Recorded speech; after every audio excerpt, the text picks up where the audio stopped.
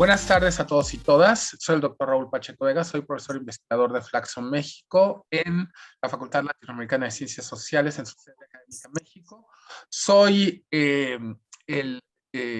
coordino actualmente el taller de sensibilización etnográfica y estamos en la tercera etapa del taller de sensibilización etnográfica. El lunes 20 de junio tuvimos un día completo de presentaciones. El martes estuvimos en trabajo de campo.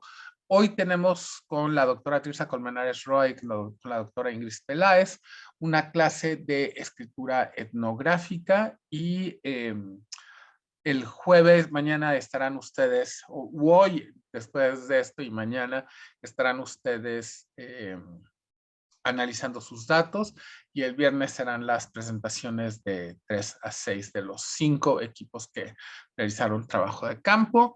El piso es de ustedes, perdón, Tirsa, te puse y a Ingrid también, pero ustedes se pueden quitar el mudo y múltiples participantes pueden compartir. Entonces, a partir de ahorita, el piso es de ustedes. Sí, la doctora Ingrid Peláez y la doctora Tirsa Colmenares Roa son profesoras investigadoras del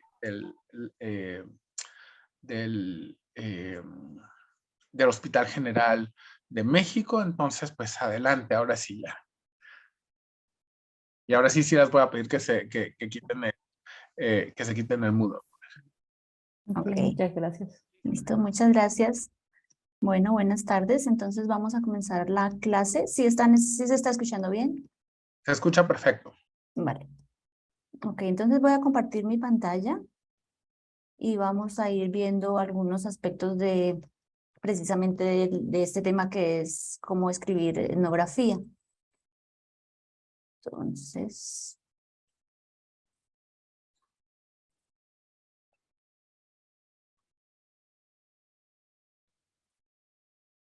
Ahí se ve perfecto, sí.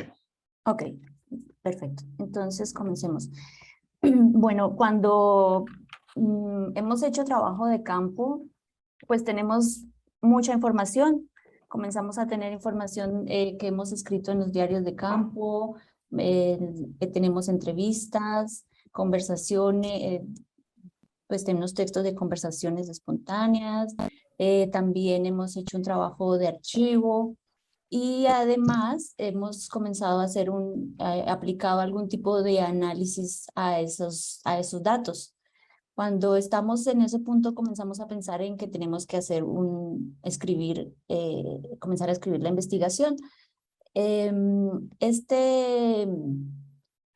este sentido, pues tenemos que pensar que escribir la etnografía es una forma de representar lo que hemos estudiado, pero también de representarnos a nosotros mismos cuando hacemos un ejercicio reflexivo frente a los actores sociales y a la información que estamos recopilando.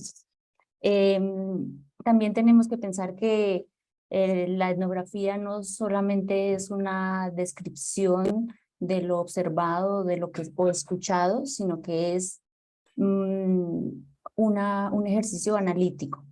Entonces, pues, una manera de comenzar a ver este tema de escribir es cómo se puede estructurar una etnografía.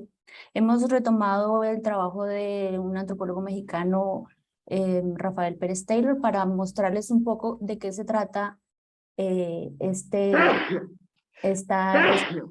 escritura etnográfica. Entonces, en la primera columna ustedes van a ver las etapas de recolección, más o menos quiere decir las etapas o las fases o los elementos que tenemos de trabajo de campo y esto cómo se refleja en las etapas de escritura. Entonces, por un lado tenemos lo que él ha llamado etnografía, propiamente, que se compone de dos partes, una etnografía de la escritura que tiene que ver con la historia del grupo o del fenómeno social que estamos estudiando. Y por otro lado, el trabajo de campo. ¿Esto cómo se refleja en la escritura? Estos son documentos que comenzamos a tener, a escribir de manera separada. Por un lado está un documento sobre el archivo, el trabajo de archivo, Y por otro lado, el trabajo de campo se refleja en otro documento que es el diario de campo. Ustedes ya han visto, el lunes vieron formas de hacer las anotaciones en el diario de campo. Esto se convierte en un documento como tal. La segunda etapa es la etapa de la etnología, que así refiere el autor, y también tiene dos partes, la etnografía de la descripción y la etnografía de la oralidad. La primera se refiere esto en términos de la escritura, en una descripción etnográfica, es decir, de la observación. En este punto quiero también destacar que para el autor es importante que en la etapa de la escritura digamos, estas fases se van, digamos, se van enriqueciendo y son progresivamente, se van acumulando cada vez. Esa etapa etnográfica es la acumulación del archivo más el diario de campo, pero escrito de manera descriptiva. La segunda etapa de la etnología es la etnografía de la oralidad, que tiene que ver con el diálogo con la otredad, es decir, todas las entrevistas y diálogos que hemos tenido con las personas en campo y la descripción de los procesos sociales culturales. Entonces aquí aumentamos en ese documento o agregamos, complejizamos con las entrevistas que hemos hecho. Y por último, que es la etapa para él como más analítica y un poco más abstracta, la denomina etnografía de la escritura 2. Esta se refleja en la escritura como un nivel teórico de las etapas anteriores. Entonces, hacemos como un paso de lo descriptivo, de lo de lo observacional, de los diálogos, a incluir elementos teóricos y también, además, con una escritura de tipo comprometida. Es decir, elementos que, de acuerdo desde la perspectiva antropológica o de las ciencias sociales, podemos incluir como esos elementos que el antropólogo como observador, pero también como crítico de un hecho social, eh, debe incluir.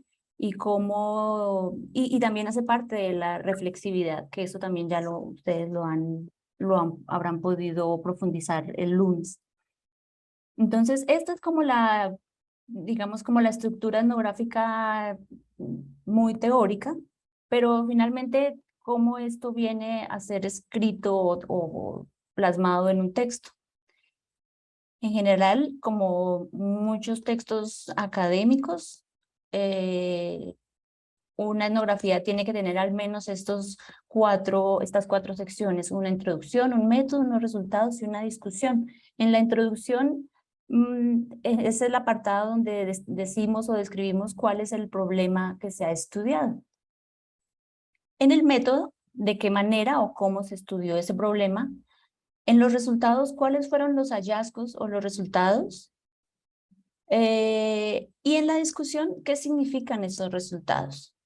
Entonces, de nuevo hago como el énfasis en que el hecho de que sea una etnografía se debe hacer énfasis a que estuvimos allí y observamos, es decir, tenemos información de primera mano, de tipo descriptivo, pero también hay un ejercicio analítico, es decir, que el paso de los resultados a la discusión tiene que estar mediado por una forma de análisis de la información cualitativa que hemos encontrado.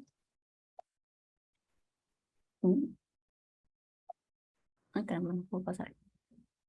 Ya. Un poco más detallado, igualmente muy estructurado, son estas partes de la estructura de una etnografía. Aquí las presentamos de manera como muy formal, digamos. Cuando uno quiere escribir una etnografía en términos de una tesis o de un artículo científico o incluso de un capítulo del libro, tenemos que tener en cuenta estos elementos. también no hay que olvidar que hay estilos de escritura, que la antropología ha permitido que se escriba o se lleve a cabo una narrativa un poco más flexible, pero esa flexibilidad no tiene que interferir con la rigurosidad de un trabajo analítico. Entonces, estos son algunos de los puntos que en general requiere que se incluyan en una etnografía, pero pues que el estilo va como a permear en ellos, ¿no? O tiene que tener un título que esté acorde con el problema y con los actores estudiados. Un resumen corto que va a depender, obviamente, si está este texto dirigido a que sea un artículo, por ejemplo. También debe tener una introducción. En esta introducción están los antecedentes, están las preguntas de investigación y luego vamos a colocar los objetivos, pueden ser un objetivo general, unos objetivos específicos y pasar a la metodología. A veces uno encuentra que esto está como muy dentro de la introducción ahí arriba, pero en general tiene que estar. Son muy importantes también los aspectos éticos, como hablábamos el lunes, por ejemplo, en el campo de la antropología médica son elementos que son ineludibles y bueno, en la antropología en general, pero deben ser detallados como por ejemplo si pasó por una aprobación de comités de ética y de investigación. Luego vienen los resultados, posteriormente la discusión. Con respecto a los resultados y la discusión, algunos estilos de textos los presentan como juntos, combinados, donde estoy haciendo una descripción, estoy mostrando conversaciones y a la par estoy mostrando literatura o teoría que esté sustentando, argumentando o refutando lo que lo que yo observé. Entonces, en algunos puede estar junto, en algunos tipos de texto se colocan los resultados solitos, sin citas, sin teoría, digamos, para hacer luego una discusión muy densa, profunda, basándose en lo anterior. El siguiente apartado es el de las limitaciones. Creo que de un tiempo para acá ha sido como más demandado que escribamos las limitaciones y no solamente aquellas que tienen que ver con algunas dificultades o formas de haber hecho metodológicamente el trabajo, perdón. No solamente tienen que ver con lo teórico o lo metodológico, sino también aquí se puede incluir estos elementos de reflexividad sobre cómo fue el intercambio entre el investigador y los actores sociales o qué sucedió, qué dilemas o controversias pudieron haberse suscitado. Posteriormente, pues se hacen conclusiones o reflexiones finales. Creemos que en nuestros campos una conclusión como algo terminado, último y único, pues realmente no sucede así. Más bien son reflexiones o son consideraciones finales que nos están mostrando cómo hacerle un cierre a ese texto, pero que también provoque otros temas u otras líneas de investigación, por ejemplo, u otras problemáticas.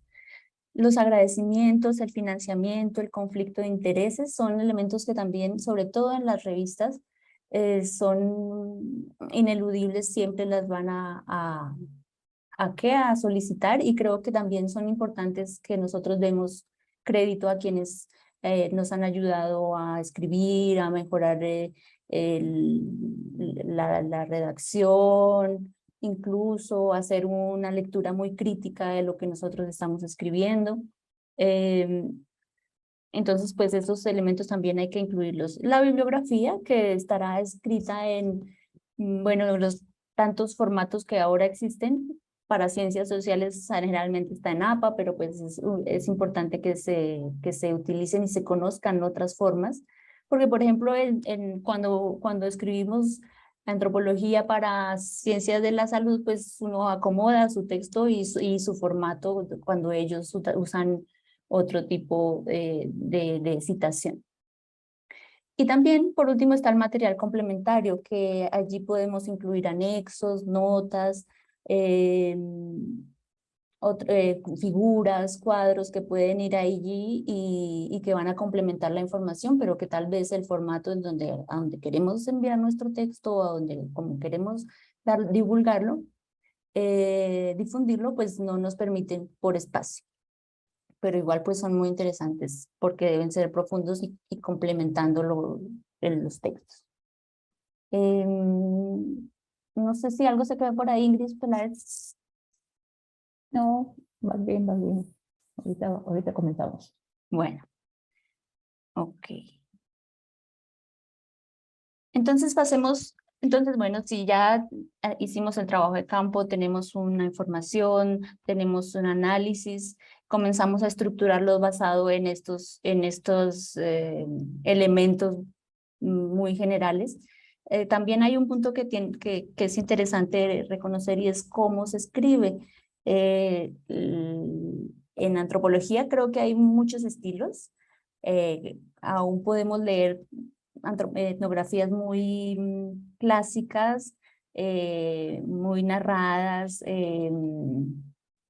largas, detalladas, pero también hay otros tipos pues, de texto como puede ser el artículo, que es sucinto, pero pues y que dependiendo del lector, pues a quien nos vayamos a dirigir, pues puede ser un poco más rígida esa textualidad. En general, aquí vamos a destacar dos cosas que nos parecen interesantes. Una es la unidad de narrativa y otra es los niveles de generalidad. En cuanto a la unidad narrativa, esta se relaciona con la unidad de análisis. Sabemos que nuestra fuente inicial son los actores sociales, pero ellos están dentro de un contexto y un contexto específico y además hay un sistema general un poco mayor que también es pertinente analizar. Pero dependiendo del alcance de nuestro trabajo etnográfico, dependiendo de la profundidad del análisis, podemos destacar en nuestro texto partes donde esas unidades digamos, se hagan más visibles o no. Una de las unidades son los actores sociales, es decir, cuando en nuestro texto incluimos eh, una, una viñeta o una parte de una conversación, por ejemplo, o de la entrevista, cuando escribimos algo que sucedió particularmente con una persona, esa unidad es pues muy específica, que son las personas mismas y lo que les sucede. Por otro lado, hay una siguiente unidad que es un poco más amplia, que es el acto o el acontecimiento social. Entonces, no solamente yo me detengo a describir a las personas, sino a describir o a analizar lo que sucede, el hecho, el fenómeno o la práctica social. Y por último, un poco más amplia, está el sistema cultural o social. Entonces, ese acontecimiento y esos actores pues están inmersos en una sociedad mayor o están dentro de un sistema como puede ser una institución mayor. Entonces, en mi texto yo tengo que hacer un juego y obviamente un juego muy argumentado y lógico y relacionado con la información que he recopilado en el campo de estas tres unidades. No podemos olvidar que la etnografía significa haber estado allí, entonces es indispensable que en una etnografía se dé cuenta de que estuvimos observando cosas y deben estar escritas, deben estar plasmadas. Esto por un lado. Ahora, los niveles de generalidad. Estos se refieren se relacionan con el alcance de los datos y el análisis que hemos llevado a cabo. Dependiendo del análisis, pues estos van a estar unos más destacados que otros. Y también tienen que ver con el ejercicio interpretativo y la correlación teórica. Entonces, voy aquí a, digamos, a mostrárselos, a comentar un poco de qué se tratan, pero más adelante vamos a hacer un ejercicio con un trabajo, con un escrito etnográfico para ver de qué manera pueden reconocerse estos niveles. Entonces, el primer nivel es el de las oraciones de incidentes específicos. Se está relacionando con la unidad de narrativa, particularmente la de actores y actos sociales. Entonces, yo estoy describiendo particularmente algo que vi, un evento, cómo sucedió, en dónde sucedió, cómo transcurrió el tiempo mientras sucedió. El segundo nivel son las oraciones específicas sobre un dominio cultural. Estos autores se refieren a que estas oraciones son cuáles fueron las herramientas lingüísticas propias de esa cultura o de ese grupo que fueron implementadas mientras se llevó a cabo esa práctica social que estoy observando. Entonces, cuando hay algunos términos que solamente usa ese grupo social, o formas de comunicación que solamente están en ese medio o en ese incidente específico, pues hacen parte de un nivel 2. Sobre el nivel 3, dice que son oraciones generales sobre una escena cultural específica. En esta se refiere, pues ya, digamos, obviamente subimos un poco a no ser tan descriptivos, sino que se refiere a que esto hace parte, este hecho social hace parte de una cultura o una sociedad.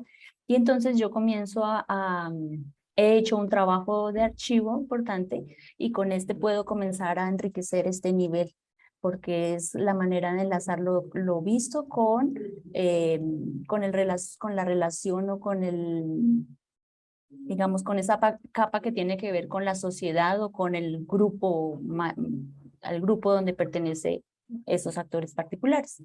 El nivel 4 dice que son las oraciones generales sobre una sociedad o grupo cultural. Entonces, perdón, yo me equivoqué allí. El 3 es la escena particular, es decir, si es una práctica, no sé, por ejemplo, de cómo se lleva a cabo algún tipo de rito, de tradición, hace parte de ese nivel de los ritos de un grupo cultural. Y las oraciones, el nivel 4, son las oraciones generales sobre una sociedad, es un poco más amplio. Y aquí, igualmente, el ejercicio de archivo o de uso de otras investigaciones sobre un mismo grupo cultural se van a enriquecer aquí este nivel. El nivel 5 son oraciones descriptivas transculturales. Aquí yo tengo la posibilidad de hacer comparaciones de los hechos que yo vi con otros que pueden suceder en otros grupos o en otras sociedades. Obviamente esto tiene que ser cuidadoso. Cuando se hacen comparaciones, hay que hacerlas con toda la precaución porque no queremos hacer unas generalizaciones o decir que eso sucede en todos los grupos sociales de toda Latinoamérica o qué sé. Y el nivel 6 son las oraciones más universales. El nivel 4, 5 y 6 requieren de un ejercicio analítico y además digamos, de una trayectoria de trabajo de campo amplia para lograr hacer generalizaciones o aproximaciones a generalizaciones. Hasta allí, aquí esta parte. Más adelante, entonces, vamos a hacer un ejercicio de cómo se verían estos niveles en una etnografía. Entonces, veamos. Este es un primer ejemplo. Esta es una tesis para una tesis de doctorado. Ya es una tesis de hace 22 años. Muy interesante porque es un ejercicio etnográfico que su autora la denominó Ser indígena en la ciudad de Guatemala. En este texto, este es un estilo, hacer una tesis. Ella en su introducción incluye su objetivo general. Ya quería ver cómo en un escenario como es la ciudad de Guatemala se reconocen o se le da sentido a aquellos que son de alguna manera identificados como diferentes, como indígenas. Entonces, en su introducción va a incluir y además de su objetivo, incluye algunos aspectos, eh, elementos teóricos, metodológicos para poder, hacer como la apertura a su texto.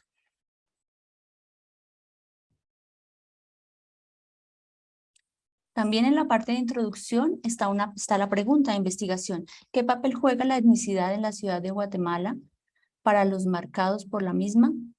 Entonces, esta es la pregunta que obliga a presentar una propuesta de la cual va a ser su tratamiento teórico-metodológico. Es importante no solo por tratarse de un requerimiento académico, sino porque, como veremos, encubre una espinosa discusión cargada de implícitos que es necesario abordar y en la que uno como investigador se posiciona de alguna manera. Entonces, la pregunta tiene implicaciones metodológicas, teóricas y además también, como ella lo nota, reflexivas. Luego viene la etnografía. La etnografía, en este caso, estos son solo fragmentos de todas, obviamente de toda su tesis, no la vamos a presentar todas, son fragmentos, pero aquí en esta parte, por ejemplo, vamos a comenzar un poco a jugar a esos niveles de generalidad. En la etnografía, si recuerdan un poco la primera estructura que propone Pérez Taylor, habla de que es la combinación entre el trabajo de archivo y el trabajo de campo. Entonces aquí ella hace una descripción del lugar donde ella hizo las observaciones, que es una terminal, y dice que la terminal es un complejo espacial que contiene el principal mercado de abastos de la ciudad de Guatemala y que es el corazón del transporte nacional. Se generó a finales de los 60 como producto del crecimiento urbano en el área capitalina. Entonces, esta es una parte del archivo, del trabajo de archivo, el saber desde qué años, de dónde está ubicada, por qué es importante para la ciudad de Guatemala. Esta parte corresponde al trabajo de archivo.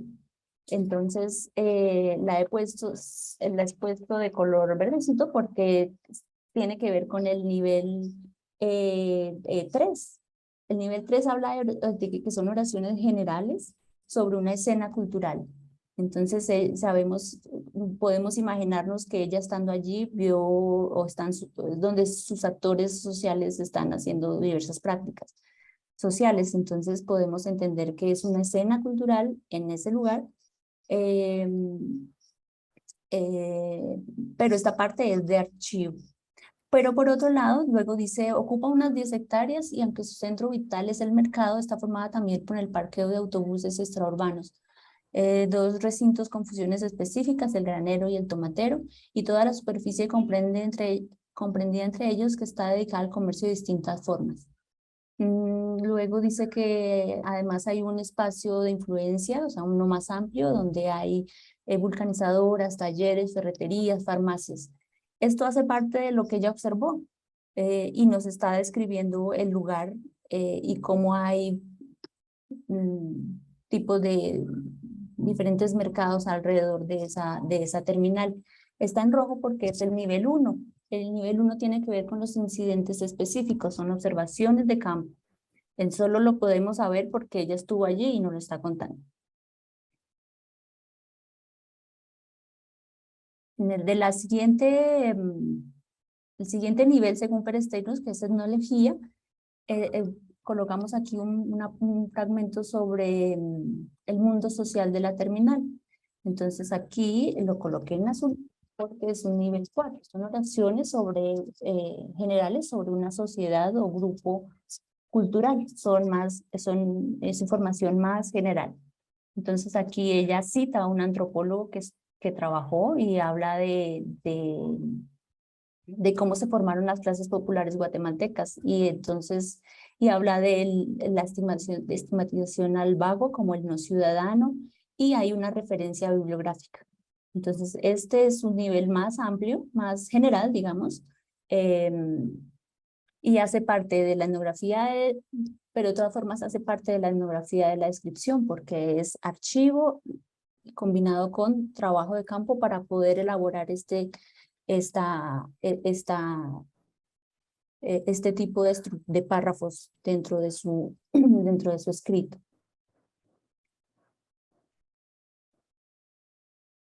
En esta parte, que es la segunda parte de la etnología, que habla de la etnografía de la oralidad, es decir, cuando se incluyen las entrevistas o las conversaciones, o sea, lo que dice el otro, aquí lo pongo en 2 colores. O sea, aunque hace parte de la oralidad, está en 2 niveles. Un nivel, el azulito, que son también oraciones de una sociedad general, porque ella está aquí hablando de 2 formas regionales donde se produce el tipo de relación espacial de la doble residencia, reformulada entre nuestros casos de actuales residentes de la región del altiplano y la de los alrededores de la capital. Entonces, aquí ella está retomando información de otros para contextualizar por qué hay personas foráneas y cómo es el ejercicio de la residencia de que vengan a residir a la ciudad de Guatemala. Y la siguiente parte, la que está en amarillo, es un nivel 2 que habla sobre el dominio cultural, los mecanismos lingüísticos, estrategias lingüísticas de los actores sociales. Entonces, allí pone entre comillas y dice, la primera vez que yo vine aquí, tal vez tengo 12 años, me vine con un amigo, aquí encontré negocios. Empecé por el Mercado Colombia y aquí pasé al centro, pasé a la central. Perdón, que es que no alcanzo a leer. Cuando el señor se tronó y nos pasamos por el mercado número 2, la cita. De ahí nos mandaron para acá. Nosotros fuimos los primeros que nos pasamos para acá. Aquí agarré puesto. Entonces, hay formas, esa es la forma para ellos cotidiana de comunicación, cómo ellos hablan de sus negocios y de su proceso de establecimiento en ese lugar. Nos muestran como esas estrategias particulares lingüísticas descriptivas. Y como es una cita, es una etnografía de la oralidad, hace parte de la entrevista. Y el último nivel, que es el de la antropología social, es el nivel más complejo, digamos, porque ha reunido todas las partes anteriores. Y aquí ella dice, por ejemplo, se puede decir que sobre el indígena migrante se ha obtenido un perfil más o menos completo en las investigaciones sociales de América Latina. Sin embargo, son pocos los estudios que abordan las poblaciones indígenas en las ciudades en su complejidad. Entonces, es de color morado porque el nivel 5 dice que son descripciones transculturales, es decir, ella comienza a hablar de América Latina, está hablando, comparando lo que ella observó y su análisis con otros lugares.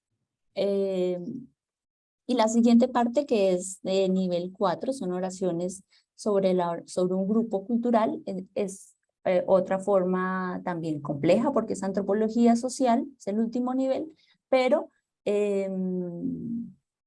está solamente haciendo referencia al grupo cultural que ella estudió. Entonces habla particularmente de la ciudad de Guatemala y de lo que ella observó, pero en términos más abstractos, digamos, más teóricos.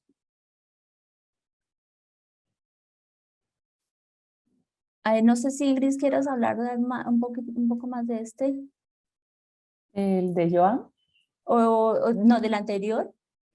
No, yo pensaría que nada más decirles que si bien el ejercicio que ellos hicieron ahora fue para llegar a una etnografía de la descripción, simplemente que quisimos presentar como todo el panorama, porque finalmente la mayoría van a estar están en posgrados, donde tendrán que hacer quizás una tesis o documentos más elaborados. Queríamos como quedar ese panorama, pero que para fines de lo que el ejercicio que presentarán para el viernes es una etnografía de la descripción, ¿no?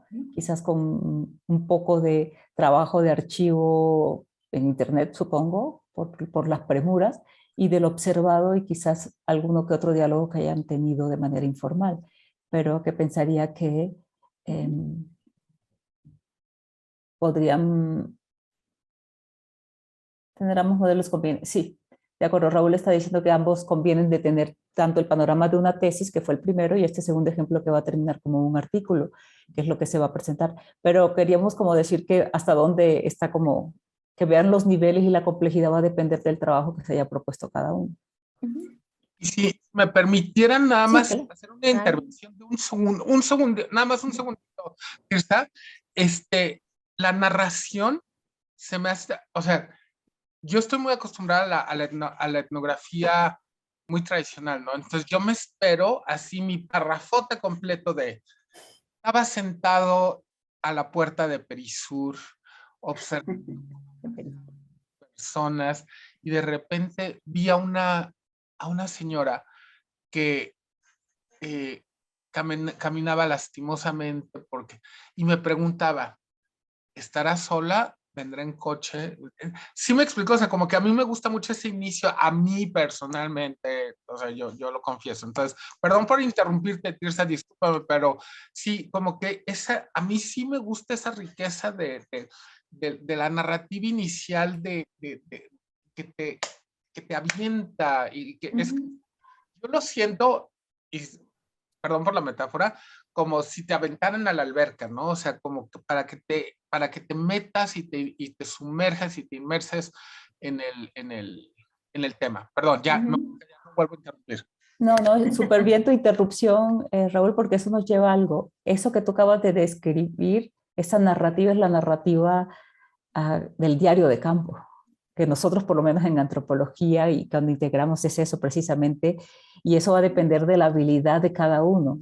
Hay gente que tiene dotes más narrativas en el sentido más literario y otras un poquito más estructurado, y eso es lo que Tirsa ha venido insistiendo, que todos tenemos un estilo diferente.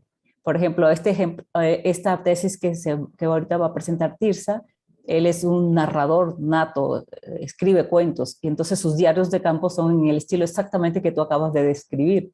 De hecho, está preparando la publicación del puro diario de campo porque es una narrativa muy rica y muy literaria. Entonces, esos son estilos, y eso es bueno porque cada cual define, ¿no? Pero es un poco eso depende de lo que estés mostrando, si es muy, muy academicista, pero comienzas con un diario de campo muy narrativo porque tienes cualidades literarias y se vale, porque de hecho es mucho de la discusión que se ha establecido en antropología, las diferencias, y eso me parece que enriquece y agradece uno como lector cuando tiene este tipo de escritos, ¿no? Pero también están los muy estructurados, entonces un poco mostrar la variabilidad que pueden tener, y depende también de las habilidades individuales, pero también de a quién va dirigido el texto, ¿no? Hay, no sé, espacios académicos que son demasiado ortodoxos y que no les gusta mucho esto. Entonces yo creo que hay que tener como el espectro, pero qué bueno que nos introduce esto porque esta es una discusión muy rica en antropología. Listo. Ok. Entonces, pues esta es otro estilo. Esta tesis es más reciente, esta es del 2021. Particularmente, pues es de antropología médica, tiene que ver con el padecimiento y cuidado de sí a partir de las prácticas de cuidado en varones maya yucatecos, rarámuris en México y saraguro en Ecuador, con malestares musculoesqueléticos y enfermedades reumáticas. Entonces vamos a hacer como un ejercicio similar al anterior. En esta tesis pues hay una introducción Entonces allí también se aborda o se habla del tema, del objetivo, cuáles son, hacia dónde va o por qué razón fue que se llevó a cabo esta investigación. Esta introducción, perdón, y bueno, viene el objetivo particularmente está de manera separada el objetivo general. En este caso el objetivo es hacer una interpretación del padecimiento en tanto drama sociocultural a partir del cuidado de sí en hombres con malestares musculoesqueléticos en los 3 contextos antes mencionados. De manera particular se busca describir las prácticas de cuidado entre estos varones, así como las técnicas del cuerpo en el espacio con relación a un cuidado proferido para consigo mismos, pero también a los demás. En este caso, y si notaron, él refiere que es un análisis interpretativo. Y el siguiente paso para él, que él consideró muy importante, es hablar hacer una anotación con respecto a la reflexividad. En algunos casos esta parte está más bien como hacia el final, cuando ya uno ha hecho toda la descripción, el análisis, y al final pues dice como que tal vez esta fue mi experiencia, o si habla uno como investigador, o si tuvo algunas controversias éticas, o bueno. Pero para él, digamos, de acuerdo a su estilo, de acuerdo a su análisis interpretativo y también a su posición como investigador, resulta que destaca primero o hace el análisis con respecto a la reflexividad y dice que reconoce y destaca la influencia del investigador en la realidad que intenta conocer, dado que es un ser humano que aborda situaciones humanas, que también le competen en mayor o menor medida, por lo que su cuerpo, emocionalidad también se hacen presentes en las situaciones sociales. Entonces ya podemos comenzar a predecir de qué manera va a estar escrito su texto, porque él está muy incluido, lo manifiesta al inicio y va a estar él como investigador muy incluido en su reflexión. Y también habla de una obligación ética habla de la reflexividad como una obligación ética ineludible, como un recurso más de conocimiento. Luego está la metodología, dice que es un estudio de corte etnográfico que utiliza técnicas de observación participante y no participante, entrevistas semiestructuradas, conversaciones casuales, grabadas, apuntadas o fugaces. Es un estudio a largo plazo, dado que fue un trabajo en 3 comunidades diferentes, una pues fuera del país, fue un trabajo etnográfico realmente largo. Y pues en esa medida es un trabajo comparativo.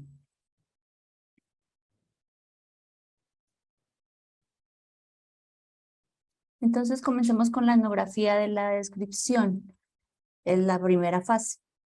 Dice, don Pepe tenía 72 años cuando lo conocí en el 2012. Fue diagnosticado con gonartrosis. Sus rodillas hinchadas y el dolor ya no le permitían moverse mucho, por lo que casi no podía ir a su milpa ni a cuidar su ganado. Su milpa se fue deteriorando poco a poco hasta la actualidad, que su hijo la retomó, etc. Está en rojo porque es el nivel 1, que son los incidentes específicos. Él está contando acerca de uno de sus informantes o uno de sus actores sociales importantes, que es don Pepe. Pero más abajo dice, todos estos aspectos son vinculables a la crisis de la presencia, a la reconfiguración y a la objetualidad. Está en gris porque tiene que ver con un nivel más alto, que son conceptos. Entonces él comienza a jugar entre esa descripción y el uso de algunos elementos conceptuales para poder entender su interpretación antropológica. Esto en el aspecto de la descripción. Aquí hay otro apartado sobre la descripción, la etnografía de la descripción y la oralidad. y vemos que en 2 párrafos hay de todo, casi todos los colores, mezcla de todos los niveles de mezcla todos los niveles de generalidad. Lo rojo es incidentes específicos, lo amarillo es el dominio lingüístico, el verde es oraciones sobre la escena cultural, y el gris es el último, que son oraciones más universales. Entonces, hace descripción, pero también descripción muy particular de lo observado o de las conversaciones. Además, incluye viñetas o expresiones lingüísticas particulares de estas personas, y hace generalidades o oraciones universales. Esta parte es muy interesante porque también hace parte de la etnografía, de la descripción y la oralidad. Hay un apartado que dice hacer loch. Hacer loch es un verbo en maya que consiste en una práctica equiparable al apapacho corporal. Esta categoría sirvió para reflexionar el hecho de que en este contexto se cuenta con una palabra para dicho acto. No solo eso, la vi en práctica y también me fue referenciada. Una de las veces que más me llamó la atención fue cuando vi a una niña casi bebé con Lucas, el esposo de Julia, quien la cargaba, le cambiaba los pañales y por las noches le hacía loch para que fuera a dormir. Entonces aquí el primero hace la generalidad y luego va a la descripción o la oración de incidente específico.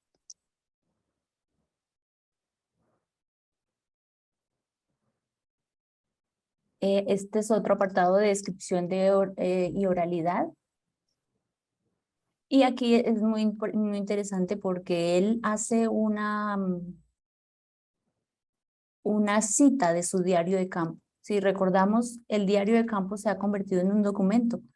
Entonces él hace, dentro de la etnografía, se convierte como en una cosa separada, y entonces puede citarlo con una fecha particular, lo cual nos hace pensar primero que es un trabajo, o sea, que como fue un trabajo a largo plazo, pues seguramente esa fecha es importante para entender por qué sucedió eso en ese momento, por qué es importante decirlo, que él lo pudo observar o recuperar en ese momento. Entonces, aquí incluye su diario de campo como un documento aparte. Resulta que esta tesis, que fue muy extensa, muy compleja, pudo ser presentada en forma de tesis, la forma tradicional, pero también como un artículo.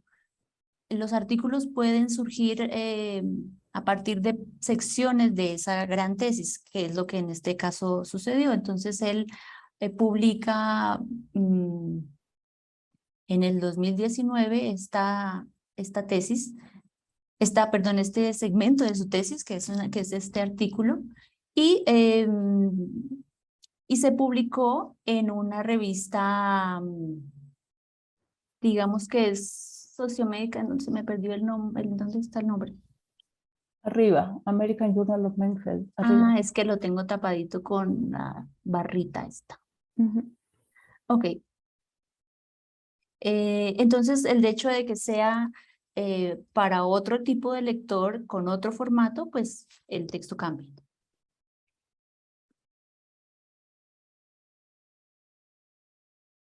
Este tipo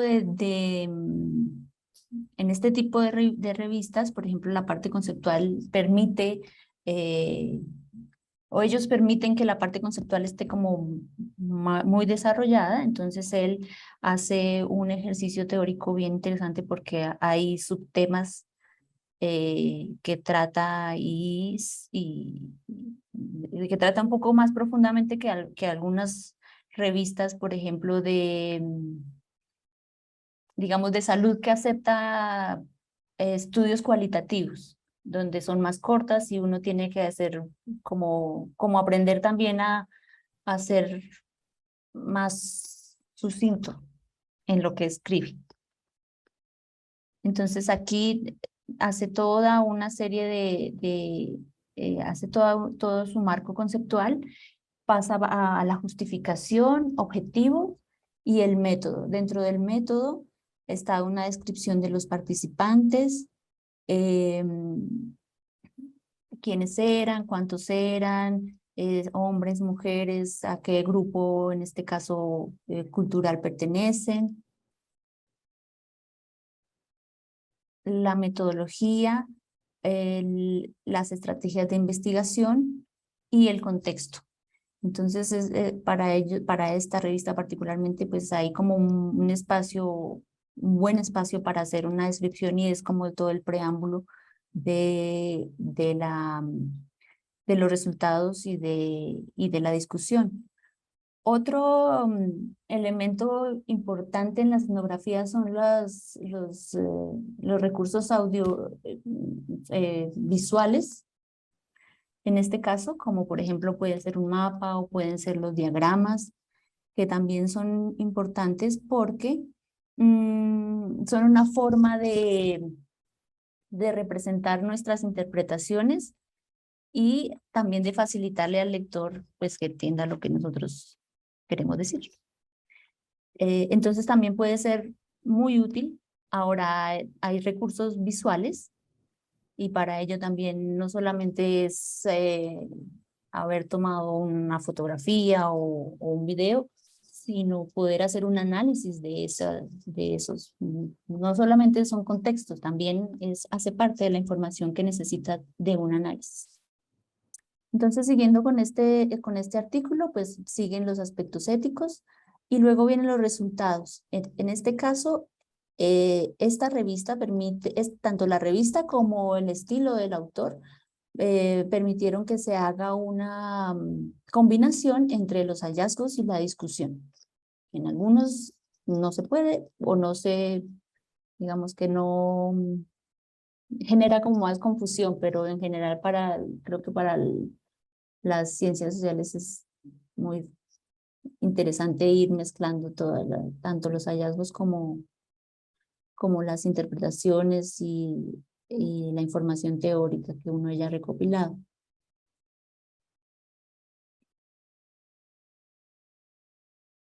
En esta parte pues es importante resaltar la oralidad, hacer una buena cita de las entrevistas es importante, y no solamente es colocar la cita o la viñeta, sino enriquecerla y analizar y mostrar cuál fue el análisis y por qué esa cita representa algo importante en nuestro estudio.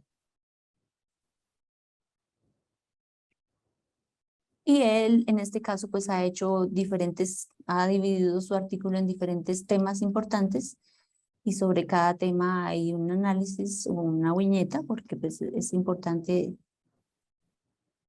que las personas y que las observaciones que hemos hecho hagan parte de los textos.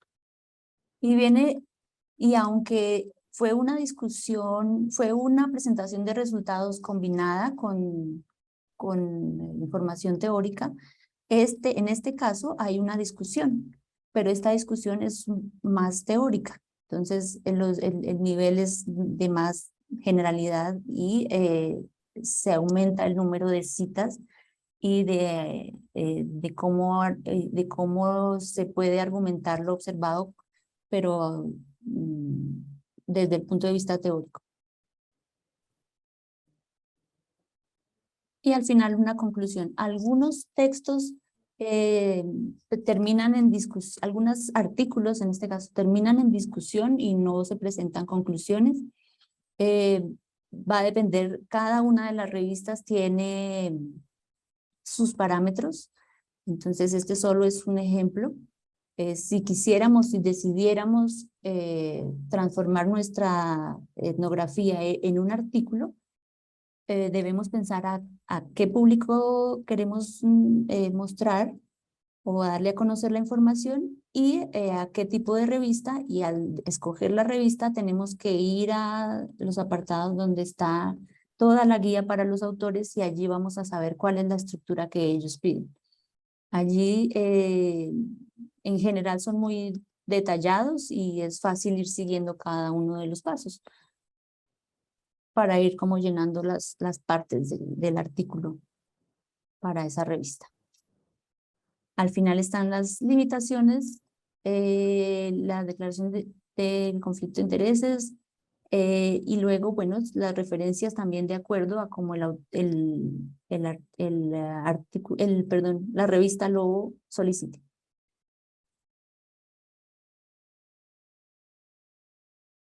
Y listo. Entonces, pues bueno, estos son, queríamos como mostrar, reitero lo que dice Ingrid, era mostrar la complejidad de realizar un trabajo etnográfico o escribir la etnografía. La idea es que la profundidad del trabajo pues va a ser reflejado en un texto también complejo, pero pues lo que ustedes van a hacer definitivamente, dado porque es algo chico, pues va a estar como constreñido a la parte de descripción y oralidad, si acaso tuvieron la oportunidad de conversar con personas. Muchísimas gracias, Tirsa. Si les parece bien, entonces abrimos a una ronda de preguntas y respuestas. Y al final de la sesión les voy a pedir que se esperen unos minutitos, por favor, porque comunicación nos va a pedir que abran todos sus cámaras, todos y todas sus cámaras, y tomemos una fotografía del grupo. Muy bien. Preguntas, comentarios. Les veo así como que todo les quedó muy claro, pero sé que Rocío, vas a... Yo, por favor. Sí, adelante. Lo que pasa es que con la estructura que presentaron de este documento, de la estructura etnográfica, entonces lo que vamos a redactar, Raúl, es prácticamente un reporte de investigación, como un artículo académico. No, entonces, momento. Todavía no hemos dicho nada de redactar esta presentación de resultados. Lo que ustedes vayan a hacer viene digamos, cada grupo va a decidir qué es lo que quiere hacer. Yo lo que dije en Twitter, y se los dije a ustedes también, es que yo creo que del taller de sensibilización etnográfica sí sale un libro completo. Y si sale un libro completo, pues podríamos hacer... Y por eso me gustó la diversidad de presentaciones que ofrecieron Ingrid, ¿no? O sea, se pueden hacer 1000 cosas. ¿Sí? O sea, se puede hacer un libro con varios capítulos, se puede hacer un libro, digamos, un como compendio, reporte académico de investigación digamos, coautorado, o sea, se pueden hacer muchas cosas, ese es el punto, ¿sí me explico? O sea, que no se, que no, ahorita no nos constriñamos a qué es lo que queremos. El viernes van a presentar sus resultados y pueden utilizar la estructura que ustedes quieran, pero la idea es que, o sea, la idea de esta clase es darles las herramientas para que lo piensen. O sea, si se fijan, es así como que una clase, digamos, un seminario de etnografía supercargado, ¿no? O sea, supercharged, en el sentido de que les hace pensar desde ahorita, ya no nada más al viernes, sino a futuro a publicaciones. ¿Sí, Rocío? ¿Sí? O sea, no es exactamente esa estructura para el viernes, sino es como para que se les prenda el foco para el viernes y del viernes que sigamos el proyecto más adelante. ¿Sí me explico? ok, gracias. Bien, Violeta hace una pregunta. ¿Cómo saber cuándo es imprescindible concluir y cuándo no, independiente de los requisitos de la revista? Ay, buena pregunta. Está densa la pregunta, Violeta. Bueno, yo creo que esa es una opinión también un poco personal, pero yo pienso que concluir es muy difícil. Pienso que cuando uno cierra un poco más conclusiones es con estos estudios de la larga duración, que lleva uno años, lleva una línea de investigación y uno puede comenzar a cerrar ciertas aspectos que uno ha profundizado en campo, en colaboración con los compañeros, etcétera. Pero pienso que eso depende, y cuando una revista te dice que concluyas no quiere decir que estás cerrando lo que hiciste. Puedes hacer conclusiones preliminares. Entonces es algo que tú vas a sentir con hasta dónde llegaste con tu estudio. Por eso las conclusiones y las limitaciones van de la mano. Uno dialoga con eso. Yo pude llegar hasta aquí porque me permitió, por los alcances, porque el campo, porque las circunstancias en las cuales me vi en campo me permitió profundizar hasta acá, y hasta aquí estoy cerrando. Pero esto se puede abrir, y también uno parte de las conclusiones al final dice, y esto se puede ampliar porque hay algunos temas que no pude profundizar y que tendríamos que hacer esto, y se proponen estas líneas. Entonces, pienso que es un poco de hasta dónde va llegando tu investigación, y que lo pongas como un cierre preliminar, aunque la revista te pida que concluyas. Son conclusiones siempre preliminares, nunca se termina. Por eso algunas revistas o algunas personas dicen, nunca pongas conclusiones sino reflexiones finales. Entonces eso realmente, aunque diga el título conclusiones, va a depender de hasta dónde uno dice que está cerrando esa parte del estudio. Son cierres parciales. Entonces creo que no te estreses demasiado por eso. Las conclusiones siempre son parciales, por lo menos desde mi punto de vista. Muy bien. Sigue Eugenia Bravo. Sé de académicos que prefieren usar escritura en primera persona al momento de realizar un texto académico. Mi pregunta es para ustedes. ¿Cómo lo ven o qué prefieren? Otro tema duro. Bueno, no sé, Tirsa, si quieres comentar, yo después digo, pero me he enfrentado a los dos lados y ahorita comento, pero si quieres, Tirsa, porque esto Sí. es... Sí, efectivamente, y creo que las más clásicas de las escrituras etnográficas van en primera persona. Yo pienso que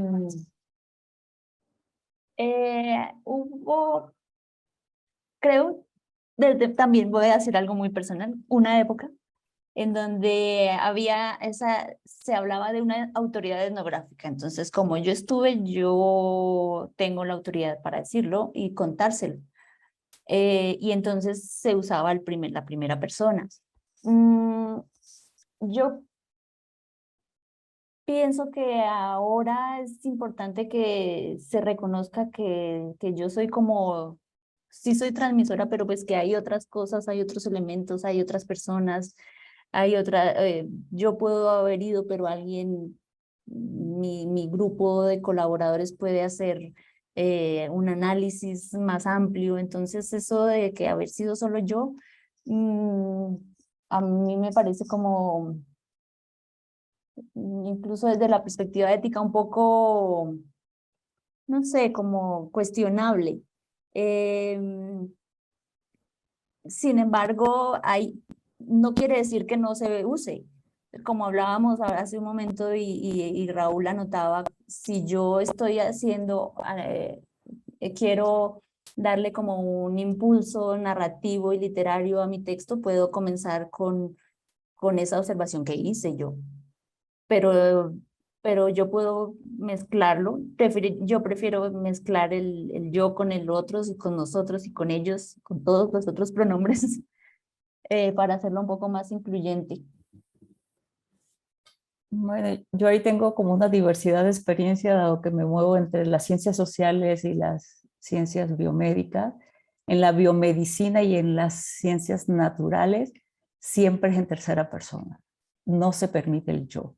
Y es un explícito, y desde el editor al que le mandas te lo regresa completo y te dice, cámbialo totalmente, que nosotros no permitimos eso. Entonces, esas son áreas muy cerradas, muy ortodoxas, y de verdad que son bastante intransigentes. Pero cuando migras a las ciencias sociales hay diferentes estilos, y eso va a depender primero de la revista, del espacio y de lo que estés narrando. Por ejemplo, cuando hay diarios de campo que se publican, que bueno, yo les recomendaría uno de Paul Rabinow, que es de su diario de campo en Marruecos. Es todo el diario de campo, está escrito por supuesto en primera persona, y es una maravilla, y es un libro. Entonces todo va a depender, pero hay libros muy academicistas, como mencionaba Eugenia, que dice, a ver, estamos en la academia, y la academia es impersonal, uno se distancia del campo y de los otros al tener este lenguaje neutro, que bueno, es una falacia, yo creo. todos estamos inmersos, y más en ciencias sociales, uno no puede desligarse de los otros porque finalmente lo que hacemos es un trabajo relacional. A mí me gusta cuando estoy en ciencias sociales utilizar el nosotros, porque yo creo que cada vez lo que hacemos es más grupal. Es difícil generar conocimiento o información solos, es relacional. Entonces, a mí me gusta lo grupal y el nosotros, personalmente, cuando estoy en ciencias sociales, y casi siempre que publico en colaboración, porque me gusta la confluencia de ideas, de pensamientos, de escrituras y de mezcla de estilos que enriquecen muchísimo los textos. He escrito poco en primera persona porque casi no me gusta, porque siento que difícilmente me da la cabeza para decir algo muy bueno yo sola. Entonces siempre ando como en la comparsa. Pero bueno, esos son estilos. Pero yo creo que el primera, segunda, tercera persona, eso va a depender del escrito, pero también de las exigencias y de los espacios donde estén. Y uno se tiene que acomodar. Aunque no le guste, pues a veces uno tiene que obtener un grado y se tiene que acomodar lo que le dice el comité. Entonces, pues no toca. Pero cuando uno ya es un investigador independiente, uno puede elegir, pero también el lugar donde va a publicar lo constriñe a uno. Y bueno, también tenemos como una labor de divulgación en diferentes niveles. Y en eso también nos tenemos que preparar como parte de las escrituras. A veces escribimos demasiado academicista que no podemos comunicar lo que hacemos a cualquier persona que no esté familiarizada con el campo. Yo creo que tenemos, como bien decía Raúl, tenemos que tener habilidades escriturales, también de comunicación muy con los otros, independientemente de la academia, ¿no? Y yo creo que es algo que sí en la formación como que debemos desarrollar, porque a veces nos exigen tanto en la academia que se nos olvida cómo escribir de una manera llana, plana, sencilla, y que eso no le quita ni complejidad a lo que hicimos. Entonces, pues bueno, es como la experiencia que he tenido a lo largo de tantos años y en los diferentes espacios y con diferentes editores. Yo misma ahorita soy parte de una editora de una revista, y la verdad es que uno dice, ay, qué barbaridad, qué difícil es esto, ¿no? Pero creo que es parte del ejercicio y bueno, también hay mucho de práctica y experiencia en esto. Pero bueno, pienso que es adecúense, ¿no? Pero también sin perder la esencia de qué quieren comunicar y desde dónde. Yo quisiera nada más agregar una cosa que es importante, sobre todo porque la odio y veo esa.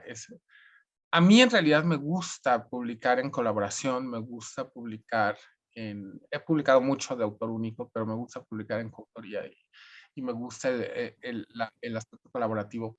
A mí lo que me molesta es que el SNI, si quieres subir a nivel 2, tienes que publicar por lo menos 50% de tu publicación de autor único, lo cual se me hace pues, una verdadera estupidez. Entonces, pero además tienes que ser líder y entonces tienes que ser autor de correspondencia y además tus estudiantes tienen que publicar y entonces, ese es el problema de los sistemas de evaluación académica en los cuales pues, uno está perreando la chuleta